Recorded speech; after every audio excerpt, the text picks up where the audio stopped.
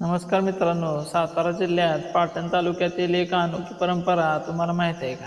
लग्नातील वरात असो किंवा हळद कार्यक्रमाच्या वेळी नातेवाईक पाण्याने भरलेल्या कळशा तालावर नाचवतात.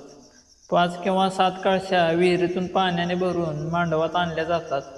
त्यानंतर त्या कळशांचे पूजन केलं जातं. त्यातल्या काही कळशा नवऱ्याच्या घरी देतात आणि काही कळशा नवरीच्या घरी. संगीताच्या तालावर कळशा नाचवण्याचा हा सोहळा खरोखर बघण्यासारखा असतो. ही परंपरा केवळ एक विधी नसून 2 कुटुंबांना प्रेमाने जोडणारा संस्कृतीचा सुंदर वारसा आहे. मात्र काळाच्या ओघात अशा अनेक लोकपरंपरा हळूहळू कमी होत चालल्या आहेत.